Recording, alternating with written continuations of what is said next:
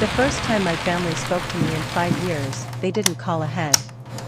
They just walked in. It was 8:45 on a Thursday morning. Opening day. I had been awake since 3. Not from nerves exactly, more from the particular alertness that comes when something you've worked toward for years is finally, actually, happening. I had driven to the bakery in the dark, unlocked the door in the quiet of an empty street, and stood alone in the middle of the floor for a long moment before turning on the lights. The space was small, but it was mine. Exposed brick along the back wall. Wide wooden counter worn smooth from the carpenter who made it. A chalkboard menu in my own handwriting, slightly uneven on the left side where I'd had to redo it twice. Warm pendant lights that turned the whole room amber when you switched them on. I stood there in the dark for probably 30 seconds. Just breathing. Then I turned on the lights, tied on my apron, and got to work. By 7:30 the ovens were running. By 8 the first customers were lining up outside. By 8:30 the display case was half empty and Sophie, my friend who had agreed to work the counter on opening day, was already calling back to me for more cinnamon rolls. The air smelled like butter and cardamom and fresh bread. Outside, Portland drizzle misted the street into a silver mirror. Inside, everything felt warm and full and exactly like the thing I had been building toward in my mind for years. Golden Crust Coffee and Roasting Company. My grandmother's name, painted in gold script across the front window. I had done it myself, twice. The first attempt was slightly crooked on the right side and I couldn't live with that, so I scraped it off and started again. 5 years earlier, my family had told me that name meant nothing. I was pulling the third batch of sourdough from the oven when the bell above the door rang and I heard the laugh. Sharp. Familiar. The kind of laugh that has never needed an audience but always seemed to find one anyway. My spine stiffened before my mind caught up. I set the tray down on the rack. Slowly. Carefully. And I looked up. My father, Victor Carter, moved through every room. The same way, like he had already decided it belonged to him and was simply waiting for everyone else to catch up. He was tall, broad-shouldered, wearing a charcoal overcoat that probably cost more than my first oven. His eyes swept the bakery the way a developer surveys a property he's considering acquiring. Behind him came my mother Janice. Perfect posture. Hair set precisely. Her smile already in place, the public one, polished and warm and utterly impenetrable. And then Megan. My younger sister. She was holding her phone at chest height, angled upward at about 45 degrees. Recording. I hadn't seen her in 3 years. Not since she stopped returning my messages sometime after I missed Christmas, or rather, after I wasn't invited to Christmas. The last text I sent her sat unread for 11 days before I stopped checking. She looked older. Her hair was shorter. And for just a moment, before she noticed me looking, there was something in her expression that I didn't expect. Not confidence. Not the performance I'd braced for. She looked nervous. Then she saw my eyes on her and it disappeared. Sophie touched my arm lightly from behind the espresso machine. Elena. Her voice was barely above a whisper. Are those? Yes, I said. I removed my oven mitts slowly and set them on the counter. My hands were steady. I had practiced this kind of calm for a long time, not because I expected this exact moment, but because I had learned that you cannot always control what comes through your door. You can only control whether you're ready when it does. My family walked past the line of waiting customers without a word. They didn't hesitate. They didn't look left or right. They came directly to the counter, like they belonged there. My father set his leather portfolio down and looked around the room with a slow, deliberate expression, head turning from the display case to the shelves to the chalkboard to the customers. Taking inventory. A man assessing what he was about to acquire. Well, he said, loudly enough for the whole room to hear. Would you look at this? My mother turned to the woman standing nearest to her in line, a regular who had been in twice already that morning. Our daughter, she said warmly, as if sharing something charming at a dinner party. She's always had such creative little hobbies. Our daughter, 5 years of silence. 5 years of birthdays passed without a call, of holidays spent in borrowed apartments and other people's kitchens. 5 years of learning how to exist without the particular weight of their approval. And now suddenly I was their daughter again. I stepped up to the counter. "Can I help you?" I asked. My father's smile didn't move. But his eyes sharpened. For a moment we just looked at each other across the polished wood. I don't know exactly what he expected to see. Maybe the girl he remembered, uncertain, apologetic, easily redirected. The one who had burned pancakes at 16 and been reminded of it at family dinners for years afterward. The one who had packed a suitcase on a cold November morning while he stood in the driveway and told her she was embarrassing the Carter name. I was not that girl anymore. But I remembered her. And I let myself feel that for exactly 1 second before I set it aside. Then my father reached into his portfolio and pulled out a stapled packet of papers. He placed them on the counter between us. Not gently. The pen jar rattled. Asterisk transfer of ownership interest. Golden Crust Bakery, asterisk my name was already printed at the signature line. 20%. Sign this, he said. I didn't pick up the papers. I leaned slightly forward and read the first paragraph where it sat on the counter. Boilerplate language. Standard transfer framing. And buried in section 4, I could already see the phrase I was looking for, controlling interest clause, contingent on additional transfer 20% now. The rest later. And if I don't? I asked. My father's smile thinned to something cooler. Then, he said, lowering his voice just enough to suggest intimacy while still carrying across the room, we start making phone calls. My mother stepped in smoothly. Her voice carried the practiced gentleness of someone who has delivered difficult news at many important lunches. Health inspectors, she said lightly. City permits. Labor compliance. Small businesses can be so fragile. Especially new ones. She tilted her head with an expression of genuine-looking sympathy. We'd hate to see something happen to this. Megan's camera shifted slightly, finding my face. Waiting for the crack. Waiting for me to flinch, or argue, or show the kind of panic that would make a satisfying moment in whatever video she was planning to post. I looked at her steadily for a second. She was the one who looked away. My father tapped the contract with one finger. You built a cute little shop. I mean that. Congratulations. He glanced around again. Now it's time to do the responsible thing and bring the family in. Bring the family in, as if they had simply been waiting outside this whole time. As if the last 5 years were just a misunderstanding, a gap in the calendar, a minor administrative error rather than the deliberate, considered removal of a person from a family because she had refused to hand over something that wasn't theirs to take. I want to be honest with you about what happened in the next moment. Because sometimes when I tell this story, people imagine I felt powerful. Certain. Like I had been waiting behind a glass wall and this was finally the moment to step through it. It wasn't like that. What I actually felt, standing there with my father's contract on my counter on the morning of the best day I had built for myself in years, was tired. And sad. And just slightly shaky under the steadiness I was projecting. Because grief doesn't fully leave. It just gets quieter. And seeing him standing there, older, yes, but identical in every way that mattered, brought it rushing back with a particular cruelty. I let the feeling come. I let it sit there for exactly as long as it needed to. And then I picked up my phone. What are you doing? My father asked. Checking something, I said. He reached across the counter and placed one hand flat on top of the contract, as if anchoring it against the possibility I might blow it away. Elena. Put the phone down. I didn't.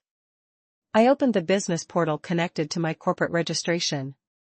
The one I had set up 3 years ago through my attorney, with alert notifications enabled at every level, for exactly the kind of event that had apparently begun at 8:37 that morning. The page loaded. A red notification sat at the top of the screen. Unauthorized filing attempt detected. Submission source, Golden Crust guest Wi-Fi time, 8:37 a.m. User account, Victor Carter, Carter Holdings, * status, verification pending, owner confirmation. Required, *. I looked up slowly. Not at my father. At Megan. Her thumb was still moving on her screen. Not recording anymore. Typing. Megan, I said quietly. She went still. Are you still connected to the guest network? The question landed oddly in the room. A couple at the nearest table exchanged a glance. What, she said. The Wi-Fi, I said again. The guest network. Are you on it? Her face changed. The performance dropped for just a second, and underneath it was something I recognized, the expression she used to make when our father had just told her to do something she wasn't completely sure about but had done anyway. A flicker of something between loyalty and doubt. My father's voice came in sharp. What does it matter what network she's on? I turned the phone so he could see the screen. He stared at the notification. That's not how corporate filings work, he said. It is, I said, when they're submitted without owner authorization from inside the owner's own building. His jaw tightened. We'll resubmit through proper channels this afternoon. The submission has already been rejected, I said. You can't reject a corporate filing. I just did. He stared at me. And I saw it, the moment the certainty started to shift. Not collapse. Not yet. But shift. He recovered quickly.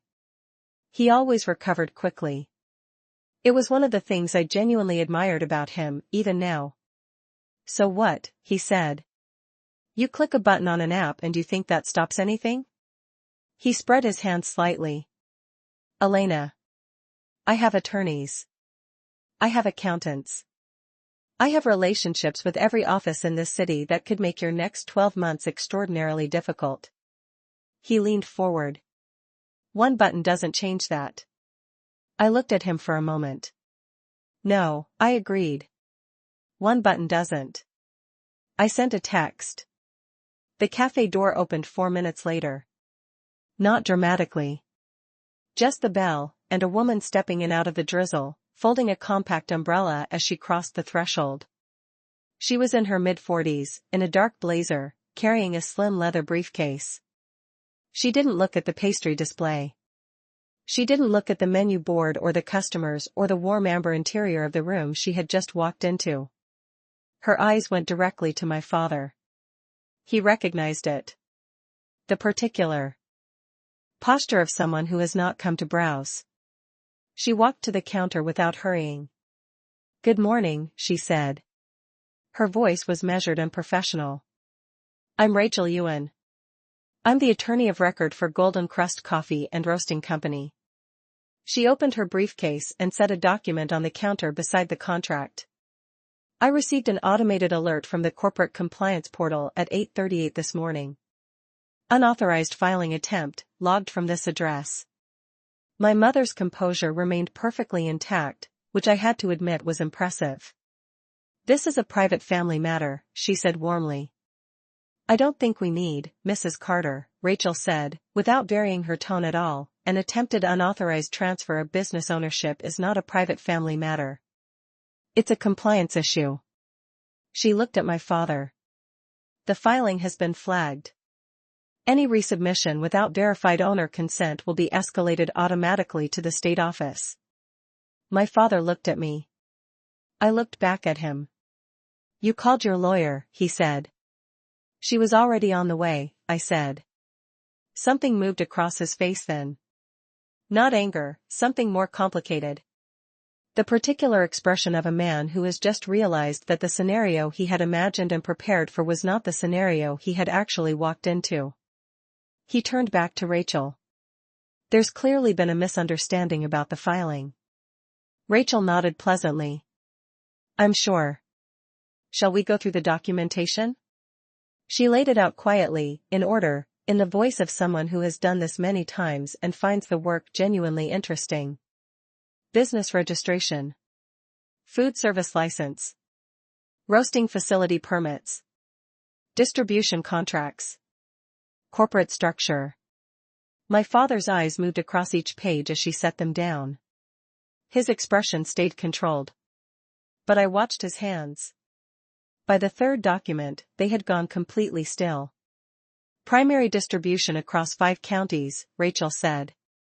Supply agreements with 14 regional grocery partners. Current annual revenue. She paused and glanced at me. I nodded. $4.2 million. The words settled over the room like something physical. Somewhere behind me, Sophie had stopped pretending to clean the espresso machine. My mother said nothing. For the first time since she had walked in, she said absolutely nothing. Megan's phone was at her side now, face down. She was looking at the shelves. At the display case. At the line of customers that had reformed at the counter while my family had been staging their intervention. Her expression was hard to read, part confusion, part something that looked almost like calculation, as if she was rapidly revising a set of assumptions she had held for a very long time. My father finally spoke. "You're not running a bakery," he said. His voice was flat. Not accusing. Just recalibrating. "No," I said. "I haven't been for about 2 years." He looked at me across the counter. And for the first time in my memory, Victor Carter looked genuinely uncertain. Not flustered. Not angry. Just uncertain.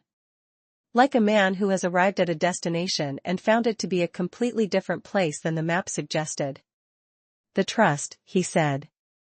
It wasn't a question. I held his eyes. "Yes." He was quiet for a moment. Then, very quietly, he said, "She told you." "She told me everything," I said. My grandmother's name was Margaret Carter. She died 4 years ago on a Tuesday in November, in a hospital room on the 3rd floor of a building that smelled like antiseptic and, strangely, lavender, because the nurses had put a small diffuser on the windowsill after she mentioned once that she liked the smell. The week before she died, I visited her every day after work. I was 23 and living in a studio apartment with a hot plate and approximately $400 in my checking account. But I drove to that hospital every afternoon and sat with her for as long as they let me. On the 4th day, she asked me to close the door. I did. She waited until the latch clicked. Then she turned her head toward me on the pillow, and her eyes, which had always been sharper than anyone gave her credit for, were very clear. "They think I don't see what's happening in this family," she said. Her voice was thin but steady. The voice of someone rationing energy carefully. "I see everything." She had watched for 30 years. She had watched my father absorb every business, every asset, every opportunity that came within reach of the family name, not out of malice exactly, but out of a particular kind of hunger that never distinguished between what was his and what was simply available. She had watched him turn the family into a business and the business into a dynasty and the dynasty into something that devoured its own members when they failed to perform. She had watched what happened when I refused to hand over her recipes. She had watched him tell me I was no longer part of the family. She had watched who helped me pack my bag and who stood at the window.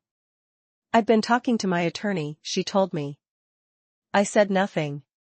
I held her hand. "Everything I have," she said, "has his fingerprints on it already. Except one thing." She looked at me. "You." The trust was specific. Detailed. Written in the language of someone who had thought about it for a long time and wanted absolutely no ambiguity remaining. The trustee was responsible for protecting the assets from any family member attempting to claim ownership through pressure or manipulation. It named my father by name. It laid out exactly the circumstances under which his access could be restricted and exactly who held the authority to enforce those restrictions. That person was me. 3 weeks later, she died. I did not tell my father. I did not tell my mother. I drove to the attorney's office, signed the paperwork, and then drove to my studio apartment and sat on the floor for a long time. Back in the bakery, Rachel slid the trust documents across the counter. My father picked them up with hands that were no longer entirely steady. He read slowly. His eyes moved down the first page, then the second. His face went through several things I had never seen on it before: confusion, then a kind of stunned recognition, and then something that, if I had to name it, I would call grief. "She signed this 3 weeks before she died," he said. "Yes." "She never said anything to me." "No," I said. "She said things to me." He set the papers down. And the thing that happened next was not what I expected. He didn't argue. He didn't look for the angle. He didn't reach for leverage or contingency or the particular professional calm he had deployed his entire life to make other people feel like they were losing ground. He just stood there. For a long moment he looked at nothing in particular, somewhere past my shoulder, at the brick wall. Or the shelves, or something much further away than either. When he spoke again, his voice was different. Quieter. Not the boardroom voice or the driveway voice or the voice he used when he wanted you to understand that he had already decided how things were going to go. Just a voice. "She was my mother," he said. "Yes," I said. "And he stopped. "She chose you." I thought about how to answer that. "She didn't choose me over you," I said. "She chose to protect something from you. There's a difference." He looked at me. "She loved you," I said. "She just didn't trust you with this." The words landed without cruelty. I didn't mean them cruelly. They were just true. My mother had turned away slightly, her hand resting on the counter, her eyes somewhere near the window. Her composure was intact but fragile now, the kind of intact that takes a lot of effort. Behind them both, Megan had gone very still. My father picked up the contract papers from the counter. The ones he had placed down an hour ago with such absolute confidence. He looked at them for a moment. Then he folded them once, neatly, and put them back in the portfolio. "Rachel," he said, with a short nod in her direction. "Mr. Carter," she said. He turned toward the door. My mother followed him without a word. But Megan didn't move. She stood there while her parents walked to the door and through it, and the bell chimed, and the drizzle outside swallowed them up. She stood there with her phone face down at her side and looked at me. And I looked back at her. "I didn't know," she said. Her voice was different from any version of it I had heard in years. No performance in it. No angle. Just a 26-year-old woman trying to work out how wrong she had been. "He told me the filing was routine. That you had gotten in over your head and you needed the family to step in." "I know," I said. "He said you'd probably be relieved." I held her gaze. "Were you filming because you thought I would be?" I asked. She didn't answer right away. And I respected her for that, for not reaching for the easy, comfortable lie. "I don't know what I thought," she said finally. "Okay," I said. She looked around the room again. At Sophie behind the counter, giving us careful, respectful space. At the customers who had gone back to their conversations and their coffees and their morning routines. At the display case, the shelves, the morning light that was starting to push through the front window as the clouds began to lift. "You built all of this," she said. It wasn't quite a question. "Yes," I said. "And no one helped you?" I thought about that question for a moment. About the years of borrowed kitchens and early mornings and 14-hour days and the particular loneliness of building something in silence because no one who should have been interested was paying attention. "Grandma did," I said. "In her way." Megan swallowed. "She never told me either." "About the trust." "She protected you from knowing," I said. "She knew what position it would put you in." Something shifted in Megan's face. A complicated expression that I recognized, the one you wear when someone has just offered you a more generous interpretation of something than you feel you've earned. I should have called, she said. When you stopped answering. 3 years ago. She paused. I told myself you were the one who had gone quiet. But I knew. You can still call, I said. She looked at me. I'm not saying it would be easy, I added. I'm not saying we'd pick up where we left off. We'd have to figure out what we actually are to each other now. I paused. But the door isn't closed. She was quiet for a long moment. Then she nodded. Once. Carefully, like someone making a commitment they intend to keep. She walked to the door. The bell chimed.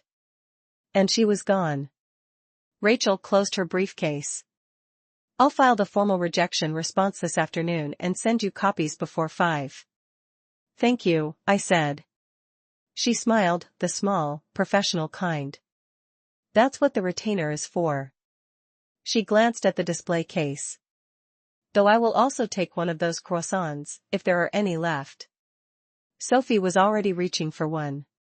After Rachel left, the bakery returned to its rhythm the way a room always does when the difficult thing is over, gradually, then all at once. Chairs moving. A baby laughing at a corner table. The hiss of the espresso machine. Someone asking for an extra shot.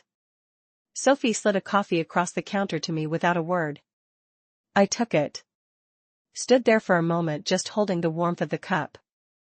I want to be honest with you about how I felt. Not triumphant. Not the way stories like this are supposed to end, with the protagonist standing in a golden light feeling vindicated and whole. I felt tired. Genuinely tired, the kind that goes past the body into something deeper. And sad, in the particular way you feel sad when something you hoped might still be fixable finally reveals itself as broken beyond the point of repair. My father would recover. He was good at recovering.